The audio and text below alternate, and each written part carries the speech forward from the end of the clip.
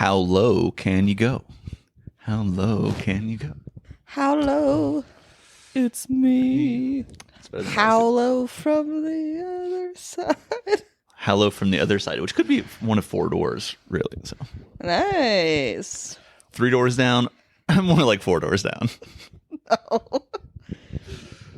All right. With that, welcome everyone.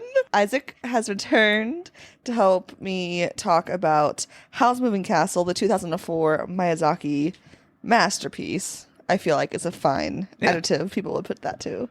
Yeah. It's been rough not being able to talk about it for a few days since watching it. Yeah, it's been a week since we watched it, and I just rewatched it for my own sake. And yeah, what a movie. Yeah, it's really good. That's all right. That's a podcast. Go watch it. Before we keep going into the pod, remember that last week we put out an episode discussing the novel Howl's Moving Castle, which is what this movie is based off of. So go listen to that first if you want.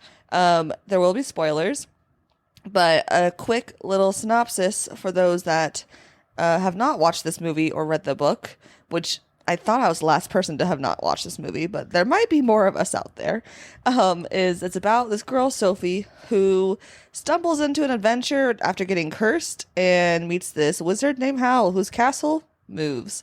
And a lot of hijinks goes down in war, and then curses are broken, and happily ever afters. And that's the summary of the movie. Way faster than last time. That is, yeah. I've been practicing. So you've seen this movie before. Yeah, I've seen this movie a few times, and I really like it. And I knew I really liked it, but I also hadn't seen it in like at least 5 years, probably. Mm-hmm. And so it was not quite like seeing it for the first time, but a lot of it was like, oh yeah, okay, right. So it was a good.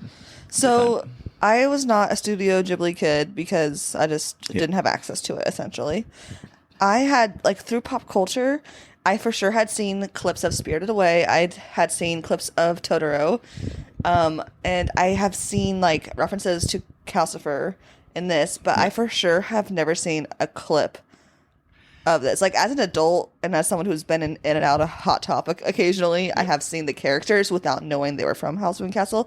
But the other Studio Ghibli movies, I've seen like clips at like Walmart and the TV section or like at a friend's house in passing, you know, where I've never seen this one. I think it's definitely not one of like his lesser known movies. Like I absolutely love Nausicaa, and that's one of those that I'm like, yeah, this is like the cool one. You got to listen. The like, hipster movie. Yeah, it's like the hipster. You know, there's plenty of like movies he's made that are less popular, but this one also is not. It's not Totoro level, and I think also it's a little more. Not that like Spirited Away isn't serious, but it has so many goofy little guys in it.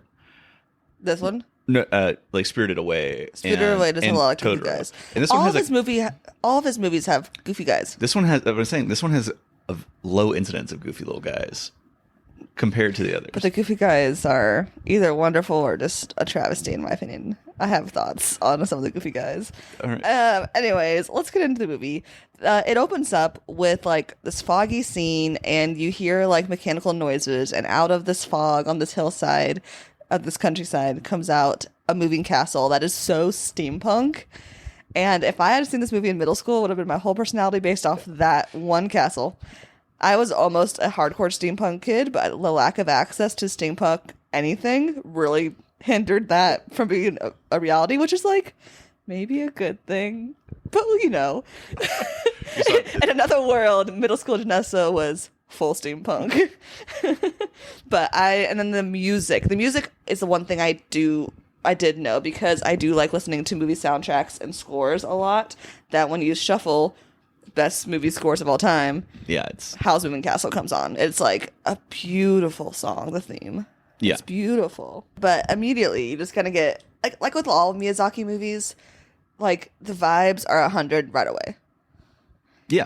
It sets the tone of what the vibe of the movie is going to be. We run on vibes as the Miyazaki, yeah, and like sonically, maybe not like his like often I think, and like I don't know if this is a hot take or an uneducated take, but I feel like a lot of his movies, or at least the ones I've seen, not the vibe of like the visual art and the music will often match up, but not always match up with the plot that's going on. And I feel like that's true with this movie specifically. If I had the no dialogue going on this movie, minus like 2 or 3 scenes, it would just be happy-go-lucky, chill vibes. But that's not the vibe of the plot most of the time. You know what I mean? I guess. I don't really agree. I don't think, but it's not like a hard disagree there. I don't know. Yeah. But I loved the little opening scene, but then it cuts to again, like steampunk alternate universe like town where they have like public transportation, steam train, and like factories and like very few cars. But it's also like so whimsical. Yeah, I think it diverges a fair bit from the book, at least how I was picturing setting, it. yes. Because I mean, they're both whimsical. Yes. But the book was supposed to be more like, it's more fairy tale England. Yeah. And this was, I honestly didn't get England from No, this is not England. It's a different, it's honestly, I was getting like steampunk Italy. It has very Alp vibes to the outside the cities. Well, I think a lot of it was like, it's very like rise of fascism kind of like the little not even 5 minutes around. in and Isaac already dropped the I mean, you look at the little there's like soldiers high stepping all around all the time. I mean, yes. Yeah. So we meet Sophie in the hat shop. So she's still a hat shop. She's this like kind of like shy girl immediately, very poised. All of her friends / family that is in the hat shop are going out. All the girls are going out on a day, and Sophie's like, no, I'm gonna stay in. Which, like, good for you. Set your boundaries, Sophie. She ends up leaving the hat shop to go on her own little errand or whatever. And that's when we start seeing there's a parade of soldiers. There's, like, these steampunk plane type things going through. Oh, yeah. The planes? I'm like, how do those work? Oh, yeah. Wait, the little... You can't think too hard about how the they little work. buzzing jets are, like, the big, like, flappy planes. Yeah. Any of them. The ones with propellers, I understand there's a propeller. Yeah, the one with like the flaps propelling. I'm saying this as if I understand how cool. planes today work. Yeah. Airfoils, differential pressure. That's all I got. Speed. There's a ton of soldiers and parades, and everyone's like praising the soldiers, which I was like, this ain't the vibe. We need the sad parade like there is in The Return of the King. When the soldiers are going off and leaving Minas Tirith. Oh my god. Can I make it through an episode without referencing a Lord of the Ring thing? No. A new challenge for 2024. Something important though is they don't really talk about like the politics, especially like it's just like, oh, you see they're like ramping up. There's like war going on. Like it looks like things are ramping up for war, but there's not like it's not like Dune or Game of Thrones where it's like, let us now explore all of the different political, like that's not what's going on. This is a story about people who live in a place where war is happening and the war is not the plot. Yeah. But like war does affects everyone around it, right? Which therefore it does affect the plot and affect the characters, but it's not the main like force of the plot. Yeah. But anyway, Sophie is going on her cute little public transportation all the way down into the city, further into the city to see her sister, Letty. So in the book, she has 2 sisters. She has a sister, Martha, and a sister, Letty. Letty, she's visiting in the movie, is working at the pastry shop. In the book, this would be Martha disguised as Letty. But the girls at the shop before Sophie left were gossiping in the background, and we hear them say, oh, did you hear about that girl Martha? Howl ate her heart or stole her heart. And so it sets up the thing that 1, Martha doesn't exist in this universe, and 2, we have our first incident of Howl being seen as evil, I guess, by people. Yes. It kind of skips the whole setup of like, oh, woe to me, I'm the oldest sister and this is my lot in life. Instead of it's more like, I'm just kind of more quiet. Well, she goes to Letty and she mentions that. So Letty's like immediately popular with all the people. Like you can tell that she's like, you meet her for 2 seconds. Yeah. But Letty's like very popular by all the people, and everyone's like, you can use my office. That is my first note on this is everyone wants Letty's dick. And I mean, you're not wrong. But Letty mentions to Sophie, like, Sophie, are you sure you want to stay in the hat shop? Yeah. And Sophie's like, yes, the hat shop was very important to Dad. And also, it's my job as the oldest child to do that. And Letty's like, girl, live your life. And Sophie's like, no, only beautiful people get to do that, essentially, is the vibe. And so Sophie, who also is animated the same as all the other animated women in general, the same style, she's not animated to be ugly. She just so she's not actually ugly, but she thinks that she's not beautiful. Yeah. And so therefore she has forced herself to like stick in this like very provincial, very like routine, what her sister thinks is a sadder life. Yeah. You know what I mean? Yeah. It's not as a big of deal, you're right, at that compared to the book that where she talks about for pages how she's trapped. Well, things just start happening like right away in the movie versus it's wild. Yeah. I was taken aback about what happens. So she leaves Letty's place, and you hear some soldiers in the background. They're like, "Oh, our neighboring country." They don't name it. They just say, "Our neighboring country. This prince is missing, so I think we're going off to war." And then we're like, "Okay, thanks for this very obvious information dump." Like, you know, could have been slyer about it, but then these two creepy soldiers start hitting on her. Oh yeah. And it's so gross. They're like, oh, this little mouse is thirsty, like I like them young. Like, it's creepy. And then one talks about the mustache being creepy, and I was like, it is a little creepy on you, dude. Ditch the mustache, listen to your friend, but also go away. Leave Sophie alone. Yeah. But she's saved by who? We don't know. Oh wait, she gets this is before she even meets Letty. I forgot, because he drops her off at Letty's. Yeah, they like walk through the sky and stuff. Yeah, I forgot. So I got that a little mixed up, but that's okay. So yeah, so she's getting hit on by these creepy two soldiers, and this mysterious guy in this like kind of checkered red and white jacket, blonde hair, bejeweled green dangle earrings. Like, immediately, I want your jeweler's number. Yeah. Send it to me. Puts his arm around Sophie. Is like, oh, hi, darling, or hi, sweetie. I've been looking for you. Are these guys messing with you? And then like force, like a la Star Wars, forces the two with his creepy hand to like march away. Yeah. And then he's like, well, I'm being followed, and now you're being followed too, so we gotta keep going. And then there's like these gooey guys come out of those walls. I don't like the gooey guys. I was gonna say, when you're like, there's some guys I like, some guys I don't like. The whimsical guys was like, she doesn't like the gooey guys. I don't like the gooey guys. I'm not really a goo kind of gal. Like, the whole slime phase with my students, hated the slime phase. Flubber, no. Slimer from Ghostbusters, no. The Thing, no. I'm just not a goo. But Mr. Magoo, no.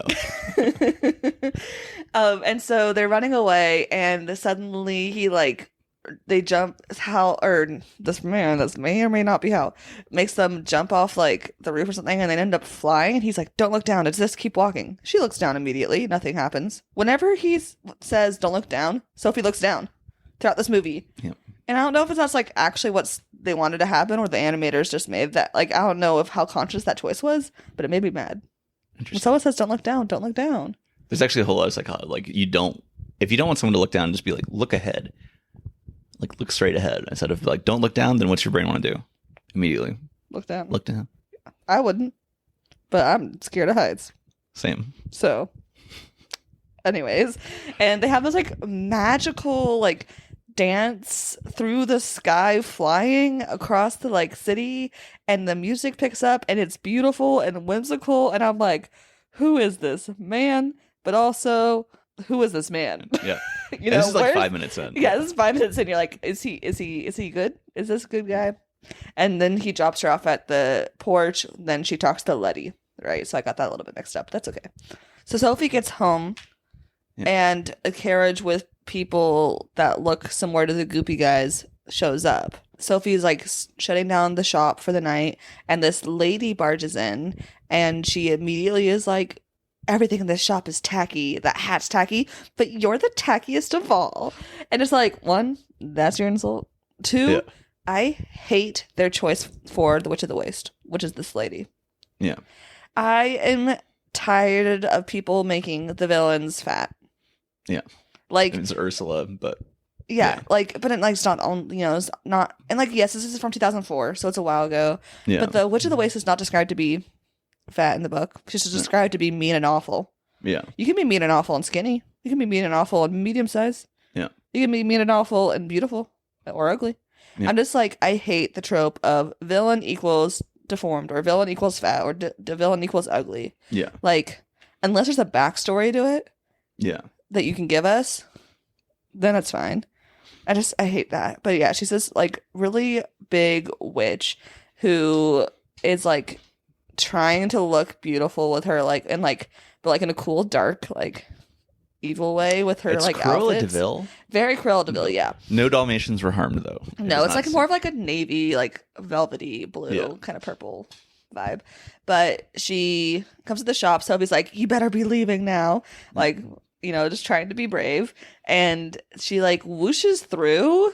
Yeah. And as she leaves, she's like, the best part of this curse is that you can't tell anyone. And then leaves. And we're like, what curse? We didn't see, like, no one said abracadabra. No one says you'll be cursed for eternity until your true love's kiss or whatever. Like, none of the conventional curse, like, forethought is put out. And you're just like, without reading the book, right? You're like, what? And it like kind of like goes to black because Sophie goes to bed. Yeah. And it's just like, you have this like little second of a cliffhanger, which I thought was good. Yeah. Minus my distaste for their choice for the Witch of the Waste. Yeah. So Sophie wakes up the next morning and we realize that she's been turned into an old lady. Mm-hmm. And like she's bent over, like wrinkled everywhere, huge nose, like very, very Miyazaki old lady vibes. Like a lot of his movies have old ladies in them. And like for as good characters and bad characters, which I like.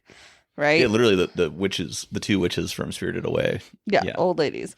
Every single one of his, all the movies I've seen of his, to be fair, I've not seen all the Studio Ghibli movies, but they all have old ladies somewhere in there. I like that the old ladies in all those movies have different like personalities and like purposes in the plot. It's nice. It's good. It makes up for making the Witch of the Waste fat. Yeah. But Sophie hates that she is old because, of course, like if you're suddenly old, like that's a curse. Like what? That's awful. She decides that she has to run away because no one can see her that way. I feel like she hates it less than the average person would because she immediately makes some comment like, well, I guess all my clothes now kind of fit me. Yeah. Or like the style of my clothes fit me now. It's like Sophie has the lowest self-esteem and we don't know why, which is what is a little bit missing from the beginning of Sophie's character. Yeah. I like Sophie throughout the movie, but in the book we understand the like emotions and all of her hang-ups before she gets cursed. In the movie we get like a couple throwaway lines that she doesn't think she's beautiful. Yeah. And that's it. Like we don't understand why she has such low esteem. Like was she bullied? What did her parents suck?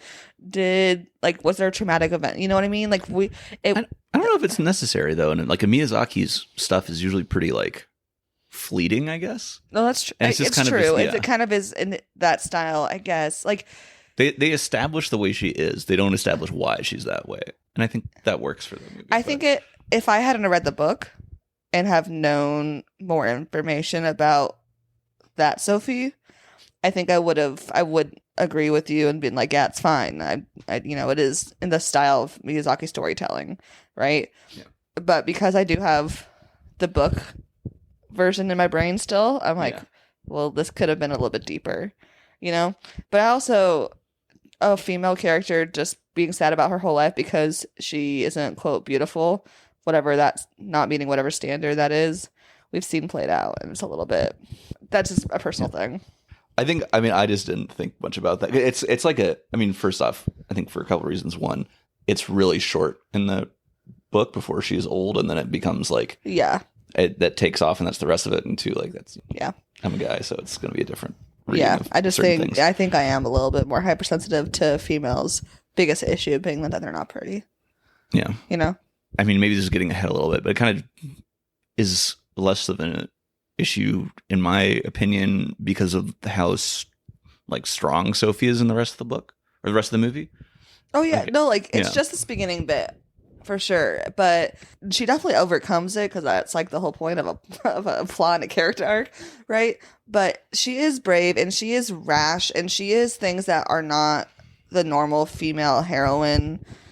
You know what I mean? Yeah. So, like, it's not like I don't like Sophie or I don't like this movie at all. It's just that it's like that little bit falls for me. Is that the reason that her life sucks is because she doesn't think she's beautiful? She has low self-esteem in general. Yeah. It's not just like, well, I feel great about everything else except this one thing. It is coming from like 2 lines, and I do recognize that, and it's not the hugest thing. But anyways, Sophie leaves to go figure out how to break this curse / go so she's not embarrassed by her friends and family for being old. She starts like hitchhiking out of the city into the country, and it's beautiful. And the whole time she's making these little comments about being old. She's like, "Oh, look at me, old little grandma!" Like hiking, like, "Oh, my hands hurt." Like it's good. Yeah. I enjoy it. And then she is getting tired going up this hill or mountain, and she sees a stick in the bushes, and she's like, "Oh, that'd make a perfect cane." And she like grabs a stick and tries to get it out of the bush, and pops out a turnip head scarecrow. Yes. And she immediately, the scarecrow immediately stands by itself, like without being like a stake in the ground. And she's like, "I hate turnips. I'm gonna call you Turnip Head. How you stay up?" And he like starts to move like magically.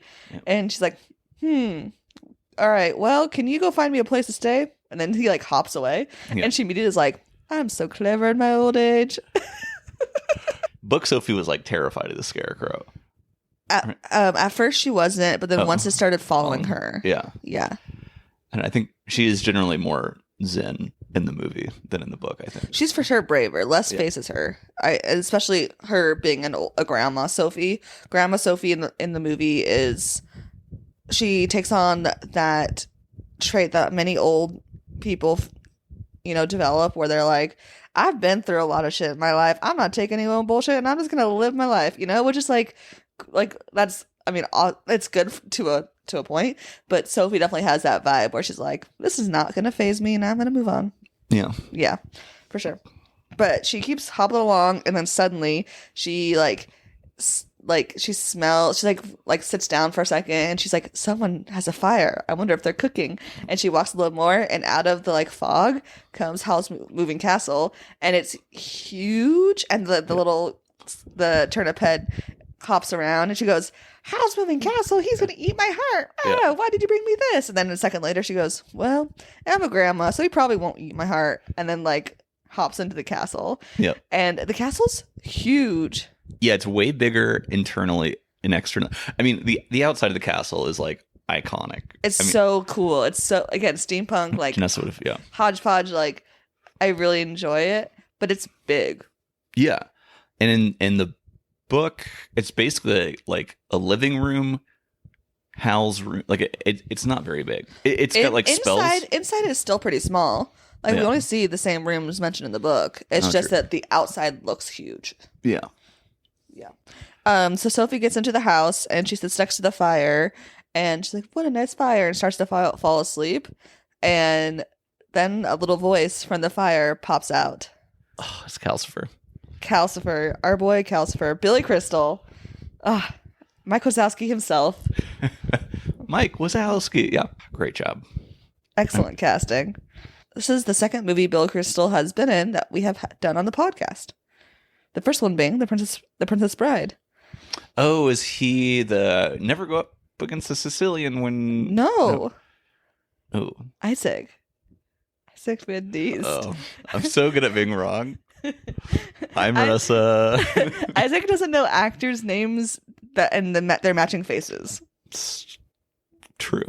Yes, Billy Crystal plays the half unstorming the castle. Oh, that's the old guy he was the king something, and he just got fired. But yeah, he's the half unstorming the castle. Okay. Yeah, that's Billy Crystal. He's also the guy in Harry Met Sally. Oh yeah. That's Billy Crystal. That's very good. Yeah, so that's Calcifer. Like, I'm learning things.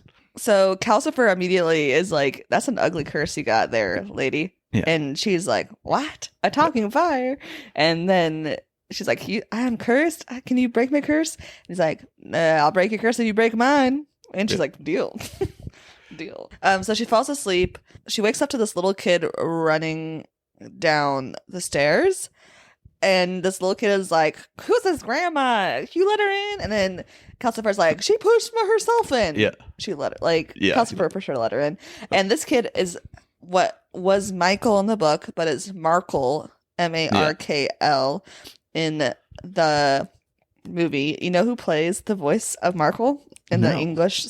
We're also obviously talking about the English dub version. We didn't mention that earlier. Josh Hutcherson when he was a child. Exciting. You know who Josh Hutcherson is? Oh, Josh Hutcherson plays PETA in the Hunger Games.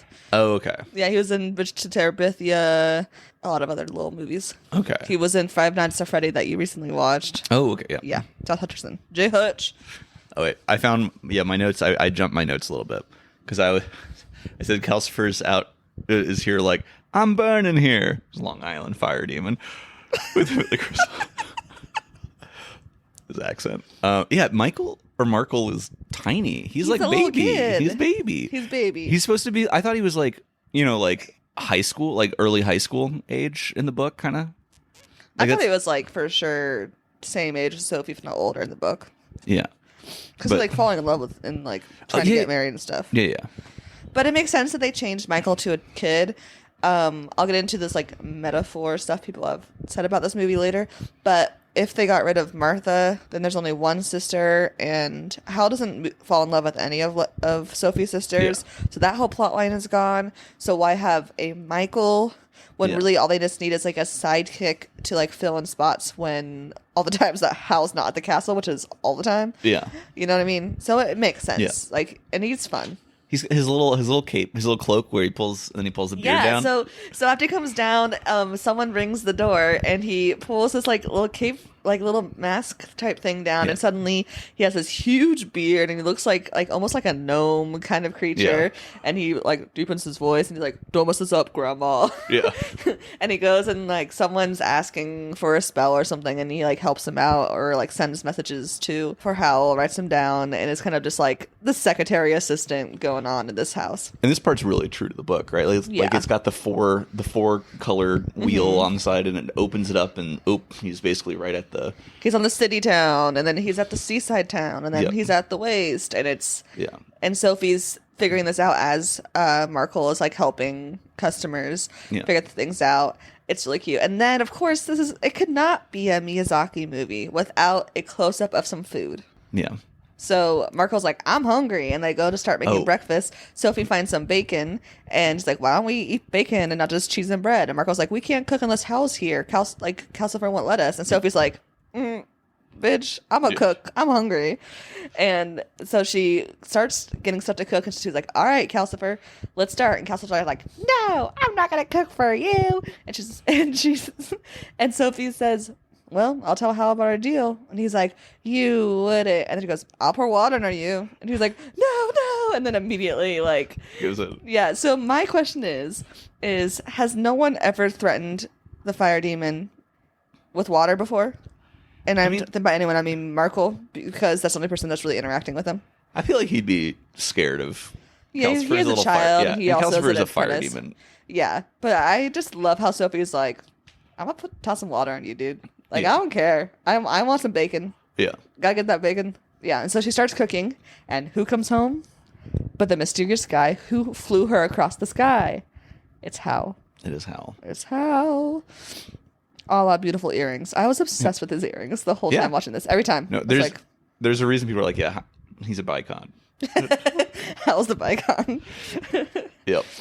So Hal ends up introducing himself to Grandma Sophie, making them breakfast. Grandma Sophie does the whole, I'm here to clean your house. And Hal's like, I guess, but don't mess stuff up, lady, kind of thing.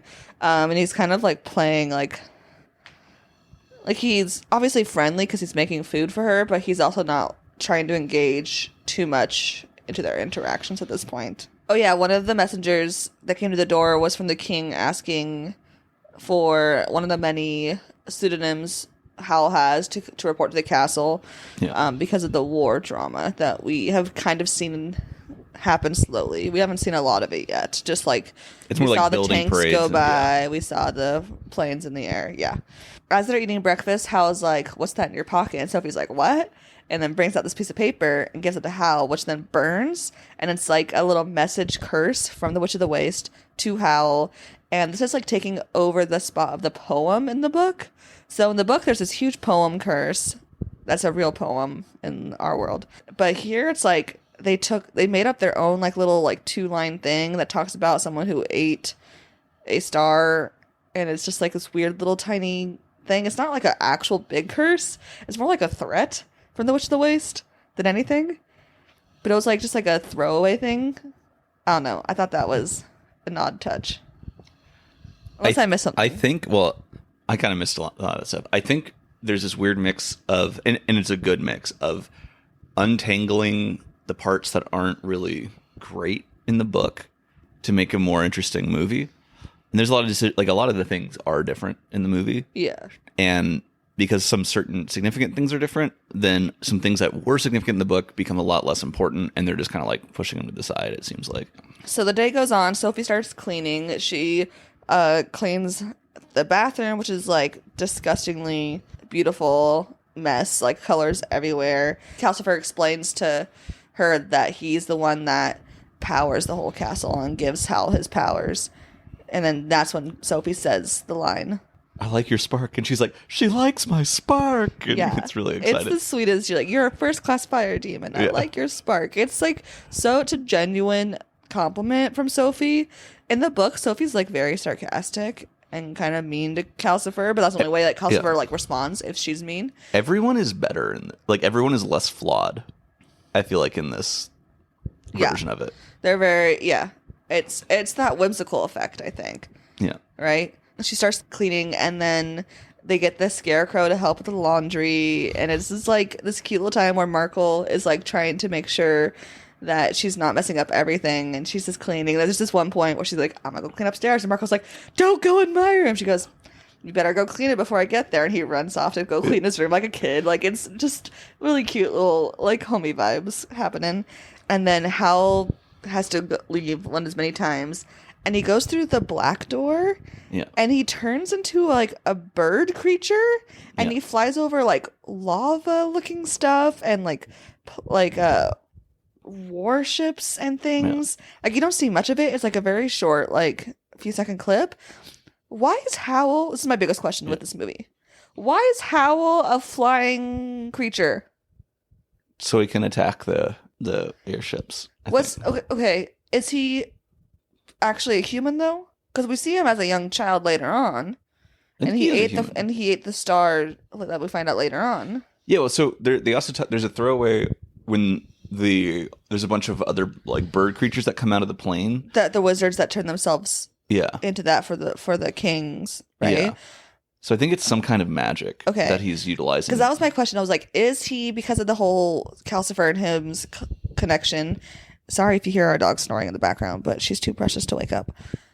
Is he a demon? I think he's.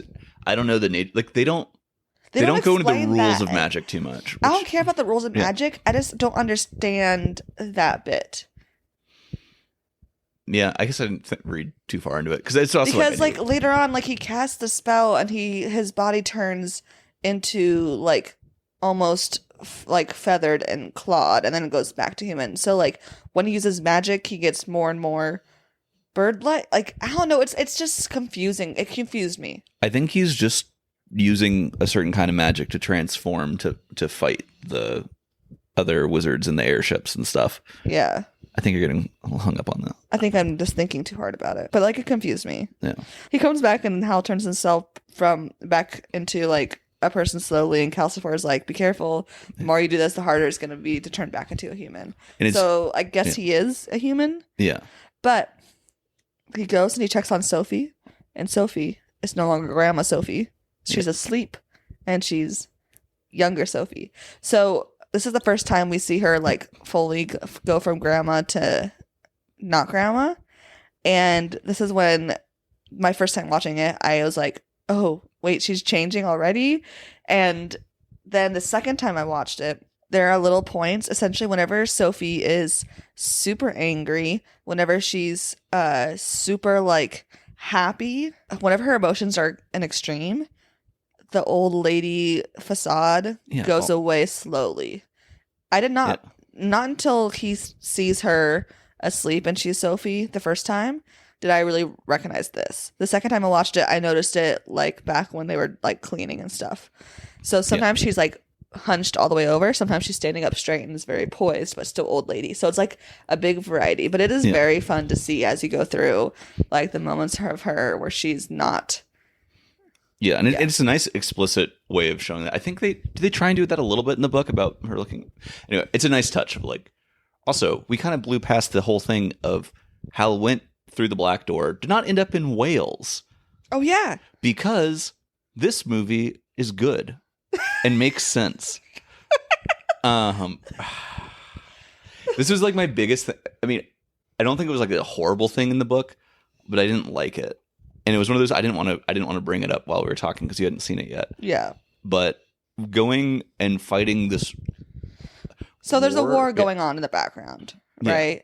So we know it has something to do with the prince. Like, we don't get a lot of information about why the war is happening, but we don't need it, right? Because Hal goes out when he's in this weird bird thing that I kept getting confused about. Yeah. He goes out and he's fighting the warships and the different wizards that have turned themselves into weird little creatures. And it seems like Hal he's not like on his side. He's just like, I'm crashing all these warships. Yeah, he just wants to stop war. Which, that is one of the most like common themes in Miyazaki. Yes. Is like war is bad. And it's honestly, it's a lot of things in like, especially creatives who came out who are older and like post World War II. Yeah. Like you see it in a lot of Japanese art at that time. It's like, and then even through now, it's like very anti-war. Yeah. And if this wasn't a Miyazaki movie, obviously it wouldn't be nearly as whimsical and wonderful. But also, if it was just like a different animated version of Howl's Moving Castle where nothing else changed but the style and it not being Miyazaki and there was war in it, I would be so confused. But because it is Miyazaki, I understand that there's going to be some anti-war ideas in there somewhere. Because there is in almost all of his movies. Some of them are very explicit. Some of it, like this one, is just like sometimes it's explicit, sometimes it's just in the background, right? It takes like a backseat, but it's there.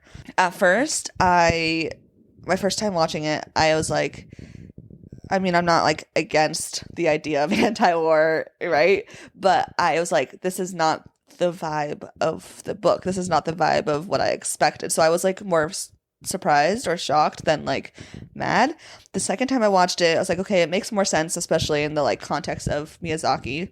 But also, it does give Howl, I mean, it makes Howl less dramatic and less selfish than in the book. Howl is still dramatic in this movie. He's a little crybaby boy.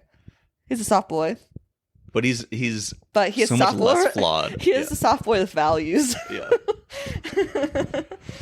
You know what I mean? Like, so I didn't mind it as much the second time. It's still my least favorite parts of this movie are the parts with the war stuff and the war plot lines and the effect on it, which is the opposite of you. Yeah, I think. Because I think, well, I'm not like, ooh, here we go, wartime. Let's talk. But I think it's really interesting to have both like the journey that Sophie's going on and trying to figure herself out, but also like there's a lot going on in the world and you can see things starting to swell, and then like the war comes and then it makes the world feel more alive, like the world is doing something instead of just being a setting, like a backdrop for Sophie's journey. And it does kind of ground the movie in general because it's not a movie about war. It's still about Sophie. Like I said earlier, like if war is around, it affects everyone somehow. And with some people, it was similar to Sophie's, where it didn't affect her at all until it really did, right? Where other people immediately are affected. You know what I mean? Like it just grounded. No. It grounded it, which I appreciate, and I think it's good to have. But it does in my brain with like that kind of, I guess, the hype all of my nerdy friends have told me about, just like, oh, Howl's Moving Castle is my comfort movie. Oh, it's just magical. It's whimsical. It is all of those things, but I did not expect a third of it to be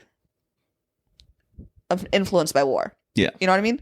I just like that's why I think I was shocked. I was like, oh, we just went from a scarecrow helping with laundry to tanks. Yeah. Whoa. You know? I think it's good and important. I just Yeah. and I think it's good that it did throw me off because it made me think about shit, which is like what art should you do, you know? Yeah. Also, I just think it makes it the story so much more grounded than being like, why the hell are they going to Wales? Because of the poem. Because I know, but it's stupid. It's just dumb. The poem thing is fun, but it's dumb. It opens way too many possibilities that are like never addressed. And in the book, to clarify. Yeah, sorry, in the book, and it's just very like, it's hard to go from the movie where you've got this cool like, oh, this is some real stuff going down, and this is like, it's all in this world, to like, okay, so we've got this fantasy world, and then it's like going into the real world. I'm like, okay, sure. It just seems a little, I don't know. I don't like the Whales storyline much in the book compared to like the cohesion. What they replaced it in the movie. It makes it a much more cohesive story. Oh, for sure. This movie is definitely way more cohesive than the book. Yeah. Because again, the book, like we talked about last time, it's like Sophie messes up. Oh, they're all fine. Da da da da da. The pacing is also good in this movie. It's the next day Sophie is clean. The day after Howl has returned from his battle and is resting in his room, he gets Calcifer to throw him a bath. He goes in to take a bath. Sophie has cleaned the bathroom, remember. He comes out and his blonde, pretty Malfoy hair is now gone. And what color is his hair, Isaac? Black. No. He comes out of the shower screaming. Oh, okay. And his hair is what color? Ginger. His hair's ginger, and he's having like a meltdown because he thinks he looks ugly. This is very rude. It's very rude. We support gingers on this podcast. He is having this whole meltdown because Sophie like moved around his bottles, so he like wasn't able to keep like. Also, that's not how hair stuff works. But also, this is a magic world, so why am I thinking about how hair stuff works? But that's what I think about. Anyways, he says this line: "I see no point in living if I can't be beautiful." And then that, of course, triggers Sophie with her beauty issues, and she starts crying and like leaves into the waste to start crying. These two people need to get over themselves with this beauty standard. No one else in this movie so far has talked about beauty, but these two. No one else so far. Yeah. Who cares to be beautiful or not? Like they do. Yeah, and it's annoying to me. But I do enjoy the meltdown because that is true to Hal's character, that he is 5 steps away from crying at all times in the book. He is way more like he's in the book. He is described as like, being really charming, but also losing his shit every now and then. And I think they nail that. But he does seem more. He's definitely more even keeled in the book, or sorry, in the movie. But still is not like super chill when he's chill when things go his way, basically. Yeah. And when they don't go his way, sometimes he's not chill. Yeah. Yeah. So Sophie's out crying in the rain, and Marco comes out really fast and says, "Sophie, come in. Hal's losing it." We go back inside the castle, and like all these shadows are coming up from the corners, and Calcifer mentions something like he's pulling from some spirits or something like that, and he starts turning green and literally melting. Like he's having an actual meltdown. He's like oozing. Yeah. And again, I am not a goo girl. And so Sophie is like, we got to get him up to bed so he can rest, and like struggles in her like semi-grandma form to bring him upstairs and to his room to rest. And his room is like a wild rainbow eclectic maximalist wild room. It's just everything is every color and it's everywhere and it's full of stuff, and it made me anxious. I liked his room. I mean, it was pretty, yeah, but it still made me anxious. Yeah. But he rests a bit, and Sophie sits there to like kind of help him. And they have this talk where Hal kind of tells her more about his background, and he's like, I'm a coward, and I use all this magic to keep people away. The Witch of the Waste, like the Witch of the Waste used to be beautiful, and so I was trying to court her, but then I realized that she wasn't beautiful, and now she's obsessed with me, and it's like, all right, Playboy. Which that is kind of the extent of his playboyness in this movie compared to the books, where he is exhaustingly a playboy in the books. Yeah.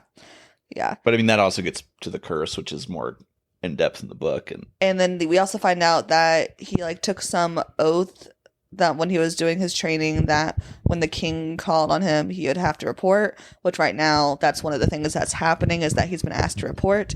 But instead he decides, hey, Sophie, can you go to the castle and deal with Madame Sullivan so I don't have to? And you can pretend to be my grandma or my mom, Mrs. Pendergast. Like, yeah, it's exactly what happens in the book here. And so she's off to go to the castle, and she's on her way. She's at the courtyard, and she runs into the Witch of the Waste and her gooey henchman in like the carriage type thing. And the Witch of the Waste is like, I've been called to the castle. What are you doing here? Where's Howl? And Sophie is so quick-witted in this movie. Yeah. She's like, I'm looking for a job. I'm tired of cleaning for Howl. Like, I'm job searching, which is like a very quick-witted thing to say. And the Witch of the Waste gets carried off, and then there's this dog that shows up at Sophie's feet. Stop, please. I hate it so much. This dog is the little guy that in this movie besides the goo man, I do not like this dog at all. I'm neutral on the dog. The dog has I don't hate dogs, unlike Jenessa. So human face. Jenessa hates humans and dogs. You heard it here first. The human face creeps me out. It just gives me the ick. Yes. And she's convinced herself that the dog is Howl in disguise, because Howl told her that he'd be disguised to follow along. And so this little dog starts following Sophie as she approaches the castle. When she gets up to the castle, there's a bunch of stairs, so she's about to start going up the stairs. But we also see the Witch of the Waste henchmen, the gooey guys, melt. And the guards are like, sorry, ma'am, no transportation past this point. You have to go walk up the stairs yourself. Yeah. And so, again, I hate this sequence. We have Grandma Sophie, who's old lady, and we have the Witch of the Waste, who we've already just established that I don't like their choices with her. Yeah. But she is very overweight and immediately starts struggling. And Sophie's like, can't you guys help? And the guards, the castle guards, are like, we've been instructed not to help at all. Yeah. And we have like, it feels like 5 minutes. It's probably a minute. But we just have this whole sequence of the two of them struggling to get up the stairs. And by the time they get up, the Witch of the Waste is like sweating profusely and is like, it's just, I hate that. Like, it's for one little bit. But guess what? It probably would have worked without the stairs, the whole plan. So they get into the castle. There's a room with one chair. The Witch of the Waste immediately is like, a chair, I get it, and goes to sit in it. Like, but the dog with a human face that breathes creepily runs to the side somewhere. Sophie chases the dog instead of going to the chair. The Witch of the Waste sits in the chair. I think the Witch of the Waste would have sat in the chair without that crazy step thing. Yeah. And the whole point of this whole step thing is so that she is tired and will want to sit in that chair. I think it's not just that, though. I think I actually like the having a huge amount of stairs and not letting people help you up really kind of gives you an insight into who Madame Sullivan. Yeah. I mean, that's true. Kind of the cruel. She is cruel. Yeah, just passively cruel, I guess. Yeah. But I don't like the step part because it adds to the whole thing with the Witch of the Waste being fat. Yeah. And that being like a comedy thing. Yeah. And that's why I don't like it. I think that's fair. I think the Witch of the Waste is greedy, and we've established that before, and it's established then she would have tried to get that chair before Sophie just so she could have it, and Sophie couldn't. Yeah. You know? Anyways, she sits in the chair. Sophie goes through this back door trying to find the dog and runs away. And suddenly in the room with the chair in this castle, a light bulb goes off and the witch looks panic and she kind of gets zapped. And we're just like, oh, it was a trap. Yeah. Right? And so we're like, okay, this is something sketchy is going on as the audience. Sophie does not see this, so she doesn't know. Yeah. So Sophie's following the dog. She gets called over by, like, I don't know, a maid or something to come through the store. And this is beautiful garden. Yeah. Classic Miyazaki. Beautiful. I love. Let's live in the garden. If only. So many bugs still.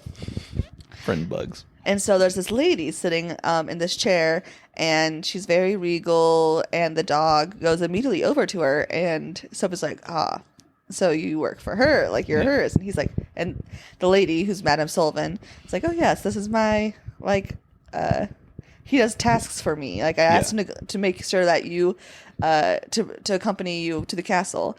And Sophie, like, looks at the dog, because she carried the dog up the stairs, being like, bitch, I made sure you got to the castle.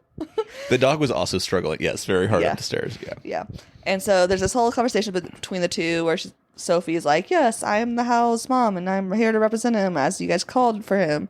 And she's like, you're his mom? Interesting. Howl is my best student. I was hoping that he would be my successor, etc., etc.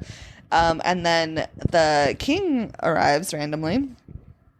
It's like, oh, hello, Madame Sullivan. And she greets the king. And she goes, I just came from a very boring war meeting.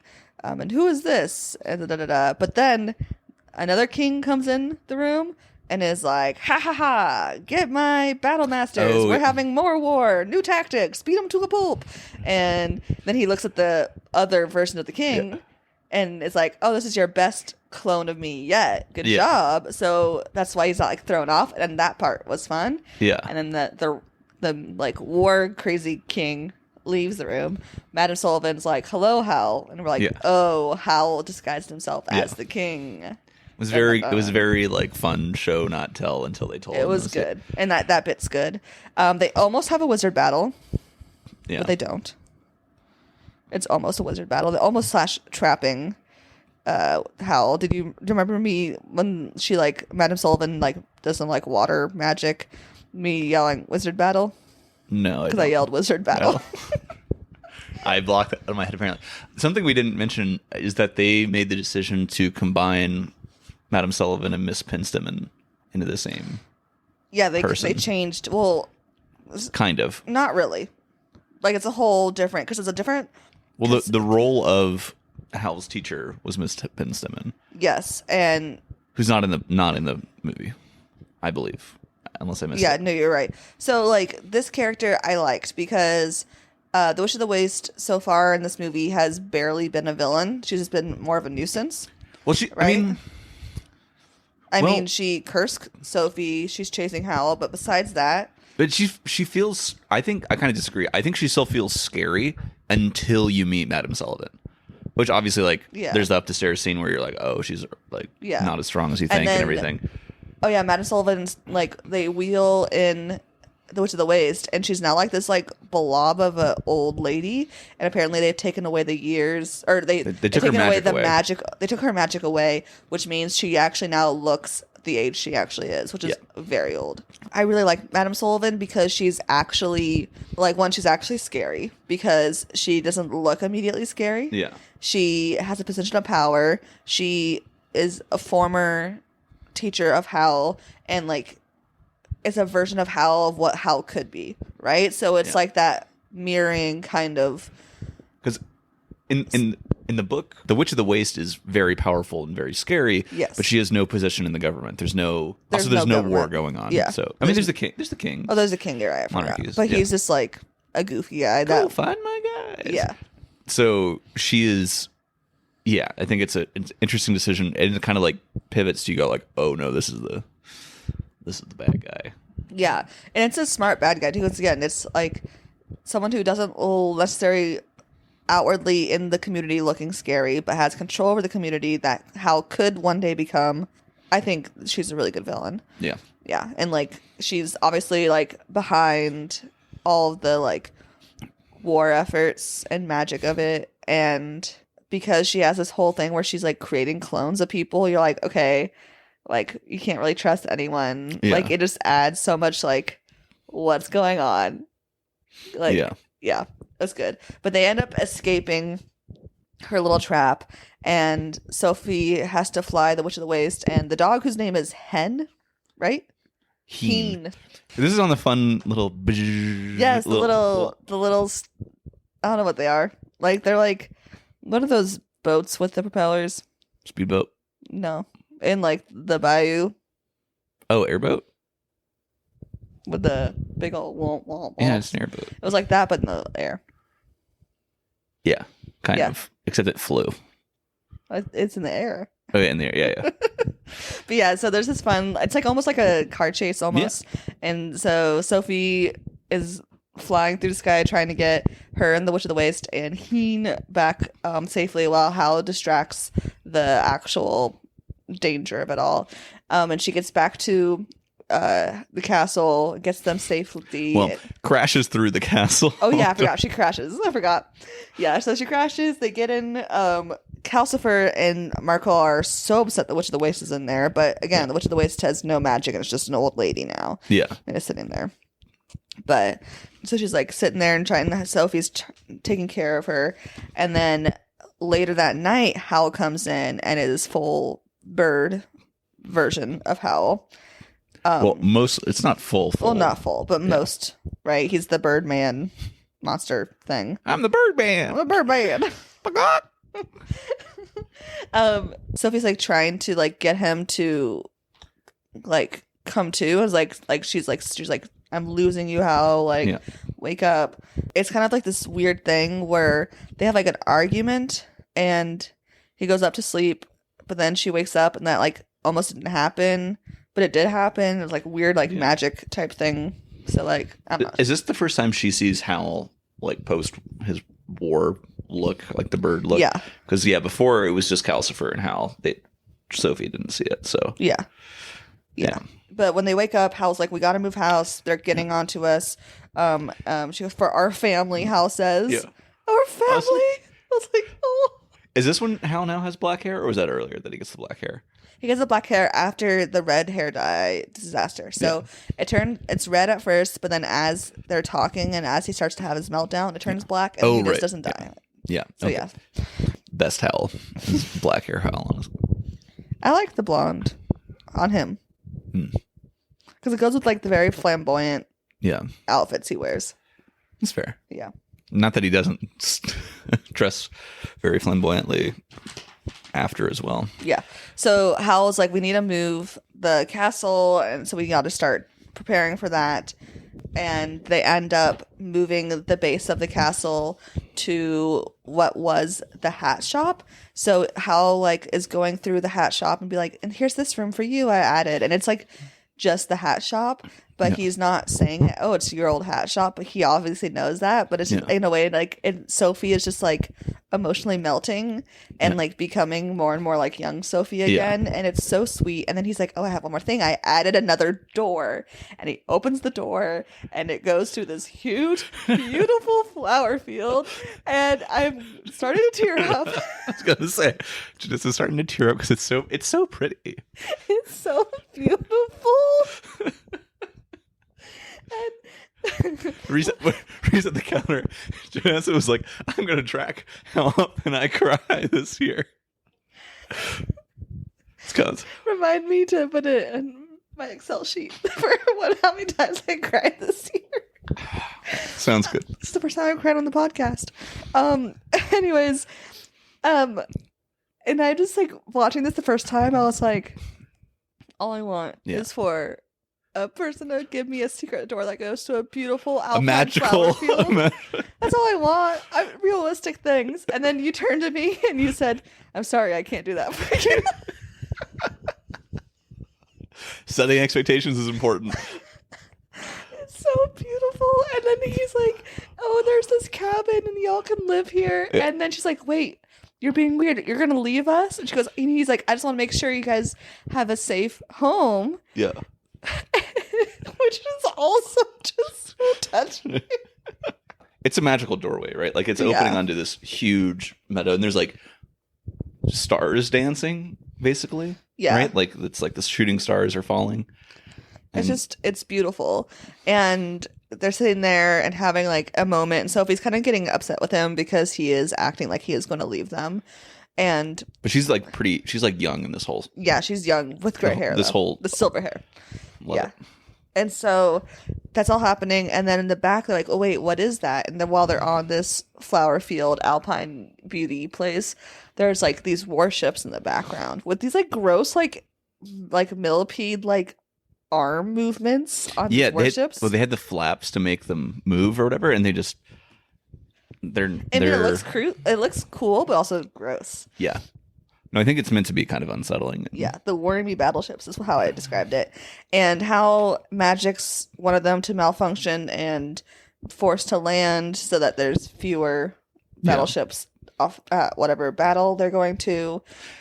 Something we haven't really talked about is it doesn't show like the up close horrors of war or anything like that.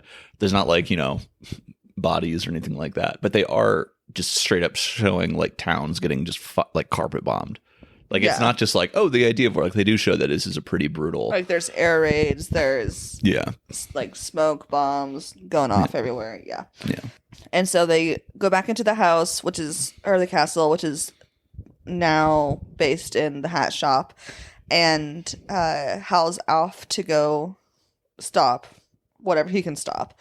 And Sophie goes over to talk to the Witch of the Waste. And the Witch of the Waste is like, so you're in love. And she's like, what? She goes, you've been sighing all day. And then Sophie sighs again. It's like, oh. Yeah. I was like, that's what means you're in love? All right, y'all. Yeah, everyone's leaving the town, or starting to evacuate the town because of the upcoming battleships that are coming in. Sophie's mom comes by the shop and is like, Sophie, you're so old.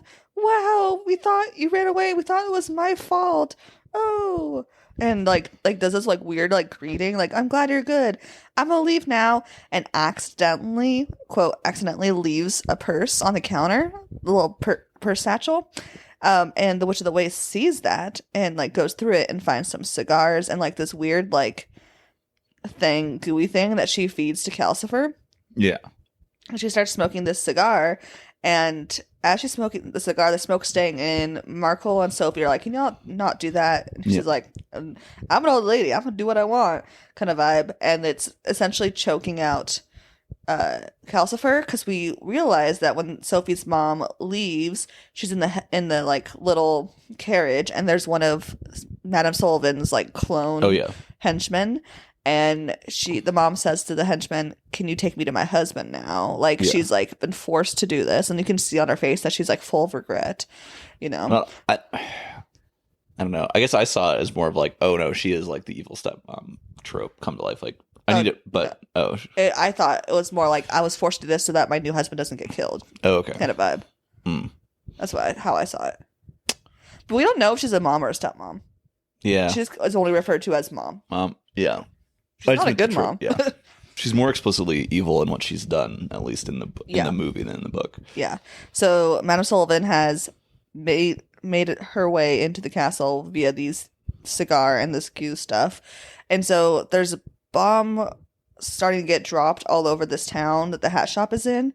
At the same time, Calcifer is starting to like go out because of this smoke. Howl comes back and is able to like revive Calcifer, so he's not fully dead because of that smoke.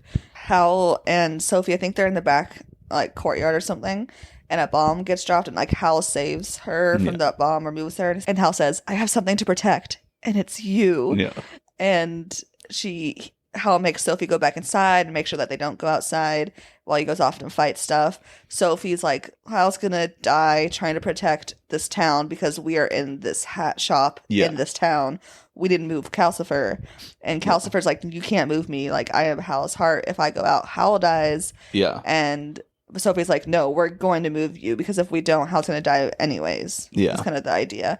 And so she's able to move the Calcifer, right? And there's this really cool thing where like as soon as they step out, like the inside of the castle goes into like weird void. And then that's Calcifer back down and she starts to feed him. But this is when the Witch of the Waste realizes that Calcifer is Howl's heart, and all she wanted was Howl's heart. Yeah.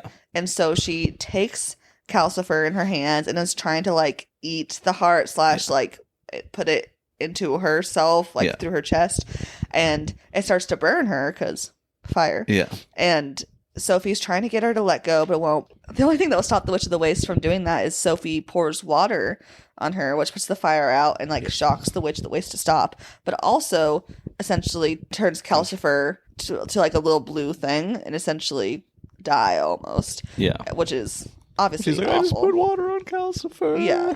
It's sad. Yeah. But she has Howl's ring that Howl gave her that will point to Calcifer if she calls for Calcifer with her heart. Yeah. And it starts to glow. Yeah. And during this, the castle's like moving through like the mountains and it crashes and it's like falling apart. It's falling apart as the heart goes out. Yeah.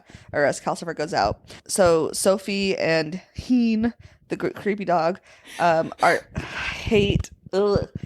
The panting is bad. The panting in the face. Panting in the face. He's a short little like dachshund like guy. His legs are fine. Yeah. It's the face and the panting. She's following this light and it goes to one of the doors that fell off the castle and they step through and she like time travels into the past into a field and it's night and there's all these stars falling and she sees this young kid and she realizes that it's Howl's childhood, and then Howl catches a star, talks to it, eats it, and then it comes out of his chest, and he's holding what we now know as Calcifer. Yeah. And so Sophie suddenly, from seeing that, knows how to save them, and the void like takes her away to try to send her back to her time, and she shouts, "Howl, Calcifer, find me! I know how to save you. It's Sophie." Yeah. And it's like, why do we need this little? There's time travel is such a hard thing to do. Yeah. Why? You could just have her not say anything and it'd be fine. I'd be fine with it. But her saying that means that now there's an implication that Howl has spent his whole life looking for Sophie, but we don't get any of that throughout it. You know what I mean? So it's not like you can go back and go, oh, except for like Calcifer welcoming in Sophie so easily and Howl being very nice to Sophie right out of the gate and stuff. Yeah. So there it's not like there's no connections you can make, but there's not like oh, you're Sophie or anything like yet. It's always just weird. I was like, I would have been fine with this time travel if you just had her say, when she fell, you know? Yeah. Anyways, so she's able to save Howl and Calcifer and make Calcifer live outside of Howl's heart and Howl's heart live inside of Howl. Yeah. And Howl wakes up and is like, oh, I have such a heavy burden on my chest. And she's like, yeah, heart's a heavy burden, dude. I mean, obviously it's a bigger deal, but this is also, she found Howl when he was like 95% bird. Yeah. This is like the full, like it's literally just his face. And he's like on this weird bird. Oh yeah, I forgot that. Yeah. So before she saved that, like they fly to go find Markle and Calcifer because Calcifer is still in the hands of the Witch of the Waste, I think, currently. And it's weird when he's in this full bird. She's holding on to his one leg, but it's a huge like thick leg. And there's only one of them, and it's not proportional to the bird. Mm.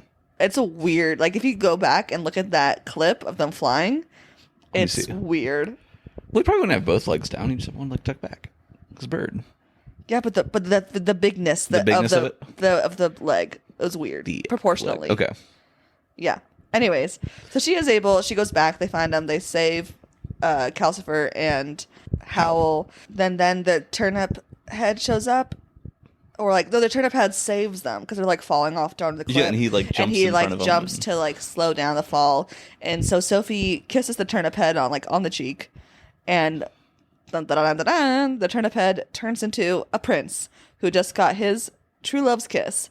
So the prince from the neighboring country that this whole war is supposedly over was this turnip head for some reason because of some curse that's been put on them. He got the curse broken from his true love's kiss. So he's been following Sophie around because Sophie's his true love. But Sophie is obviously in love with Howl. He takes rejection very well. He does. He's like, I know hearts change. If anything, I know hearts change. So I'll come back after I settle all this war stuff. Yeah.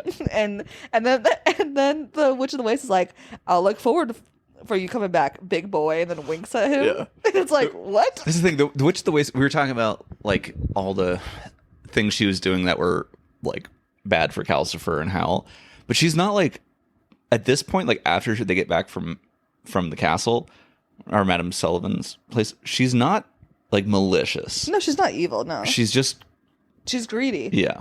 She's still greedy as an old lady. Yeah. But she's not, it's one of those like, yeah, it's not malicious. She's just. Yeah. And then the next little scene is the castle has been upgraded and it now flies. And there's this beautiful balcony and Sophie and Hal are kissing on it. And that's kind of how like the movie ends. Yeah. And it's beautiful. Oh, well, before that, there's also the like, oh, well, let's, like, the war's like, this is a silly war. Let's stop it. Okay, it's a silly war. We'll stop it. I mean, like, obviously the prince is back, so, like, it's more chill. It did seem a little, like, that got resolved pretty easily there. But with Madame Sullivan? Yeah, and just everything being like... Yeah, she goes, like, let's stop this idiotic war. I'm like, you... You caused most of it. Which, honestly, I feel like is pretty... That's actually pretty fitting for the kind of villain she is, I guess, but... Yeah. It doesn't feel logical as the viewer initially. But yeah, and that's how the movie ends. Yeah. Yeah. Before we go into some other of our deep thoughts about it, we mentioned some of these names already. Here are the English dubbed actors. So Howl, do you know who plays Howl? No. Christian Bale. Oh, fun. So Christian Bale saw Spirited Away when it came out and immediately was like, agents, tell Miyazaki I'll play whatever character he wants. I just want to be in one of these movies. And they are like, bet, you're going to be Howl. That was me, but I was in 4th grade and I wasn't famous at all, so it didn't work out. Dang. Young Sophie is played by Emily Mortimer, who, if you look at her on IMDb, you'll recognize her. And then old Grandma Sophie was played by Gene Simmons. This is Gene Simmons' last movie. I already talked about how Markle was Josh Hutcherson, and of course, Calcifer, Billy Crystal. So it's pretty great. Yeah, cast. they did a good job with the cast. I have one fun fact, and then we can talk about our deep thoughts about the movie. Miyazaki, before this movie got released in England with the English dubbed, Miyazaki flew to England and gave a private showing to Diana Wynne-Jones before it was released. Like, aww. Isn't that sweet? That's sweet. Like, he's like, look how much better I did with the story than you. All right, so I'm going to have cute. you go off and your thoughts about this movie before I talk about mine. I mean, I just really like it. Like, it's just a great movie. It's very, like, vague to say, but the characters are really great. They're very likable, or they're hateable in the right way. It's really, I mean, Jenessa talked a lot about how pretty it is and how the score is incredible.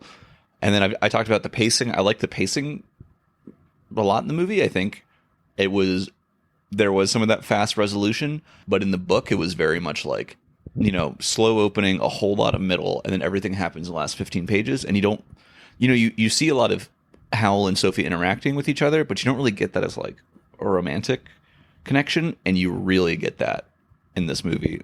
Yeah. And I think it's like it's whimsical, but not like funny, haha, whimsical.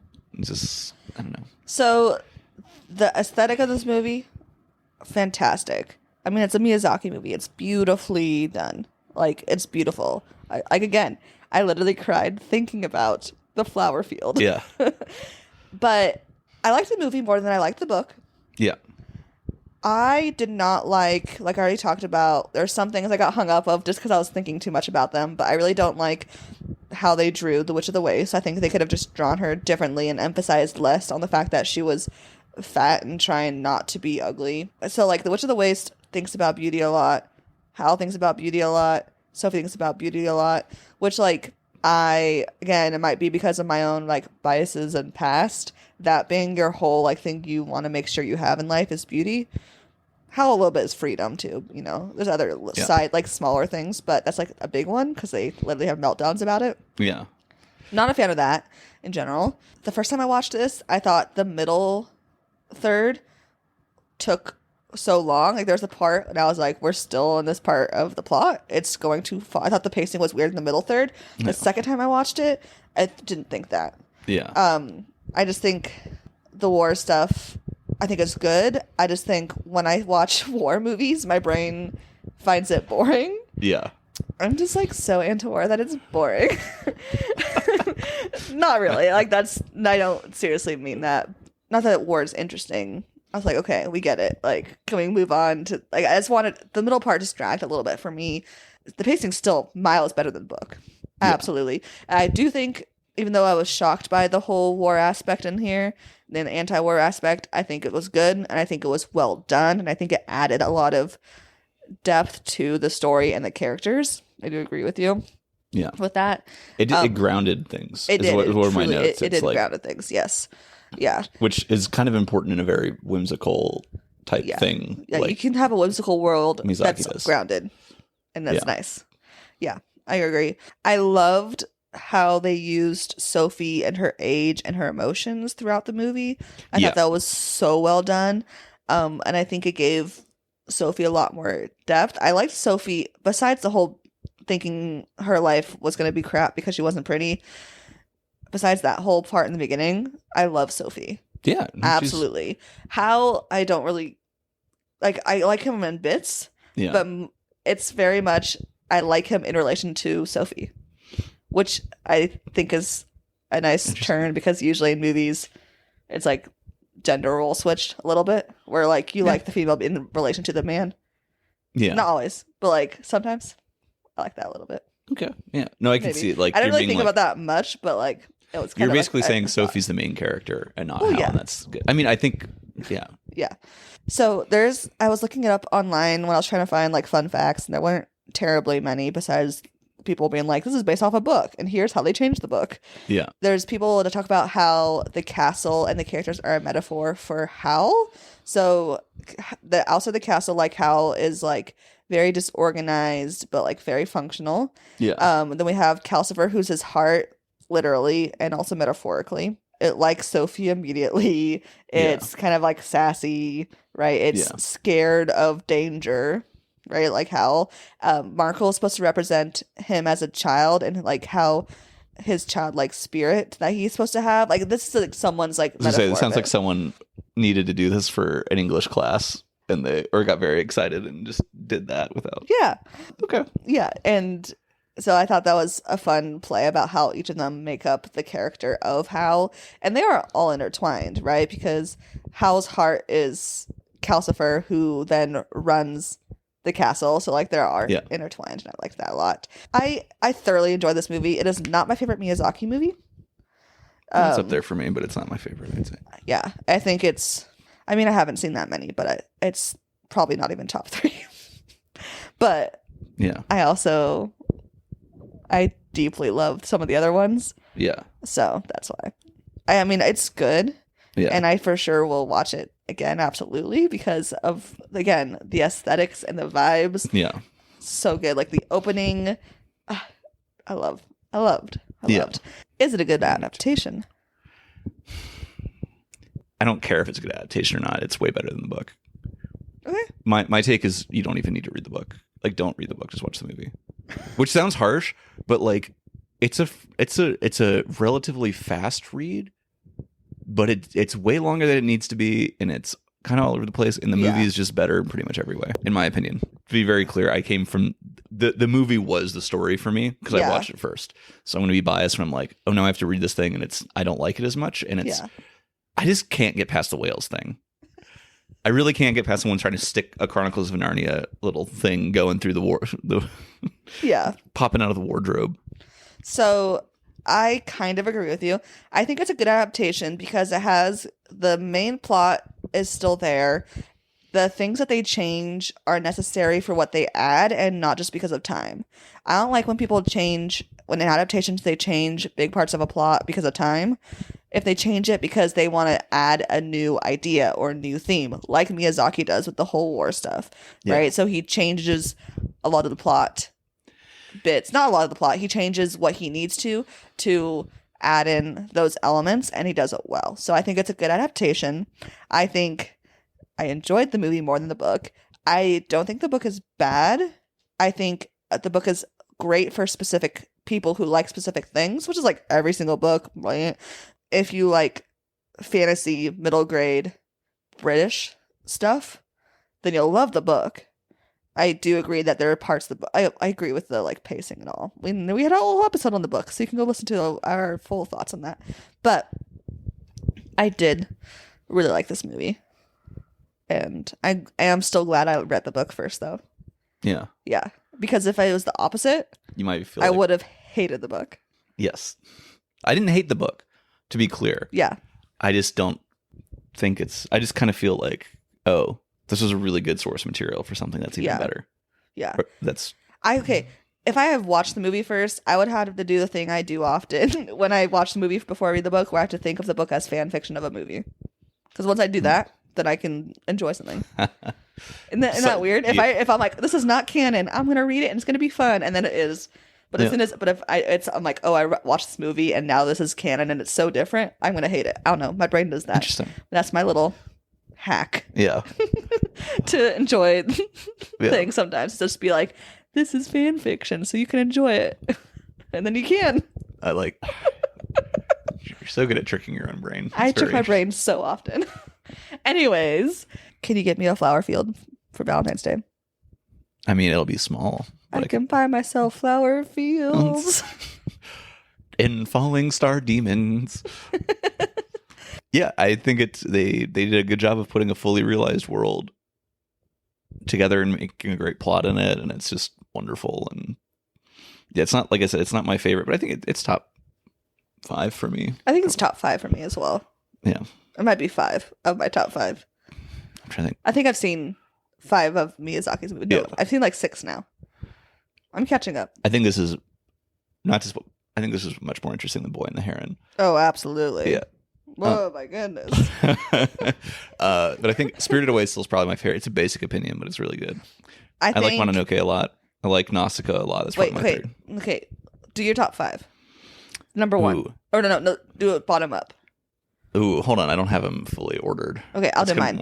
Okay, go. I think I've seen 6 of his movies now. So number 5, I think, is going to be Princess Mononoke. Yep. Number 4, Howl's Moving Castle. Number 3, Kiki's Delivery Service. I forgot about Kiki's Delivery Service. 2, Spirited Away. 1, Totoro. But again, those are very Jenessa. Totoro ranking. is above Ponyo and above Boy with the Heron for me, but it's pretty low on the list. I still enjoyed it a lot, but that's my sacrilegious. I'm personally opinion. Attacked right now. So, okay, what's your number 5? I like Kiki's Delivery Service a lot. It's good. Kiki's for 5, Mononoke 4. I think I put Howl's 3, Nausicaa 2, and Spirited Away number 1. I've not seen Nausicaa yet, or Ponyo. Nausicaa is very anti-war and also like pro-environmental and pro like young woman kicking ass, like being an awesome explorer. It's just a great movie. Actually, I think the bombers in Nausicaa are pretty similar to the ones in Howl's Moving Castle. I gotta go watch that again. Yeah. Maybe we'll go watch it. Anyways, thank you guys for listening to this podcast. Thank you for those who have already rated us 5 stars on Apple Podcasts and Spotify. If you haven't, please rate us 5 stars. If you don't want to rate us 5 stars, don't worry about it. Follow us on Instagram at Read the Book First Podcast for updates. Share the podcast with your friends. If you share it, tag the podcast. We'd love to see it. And remember, read the book first.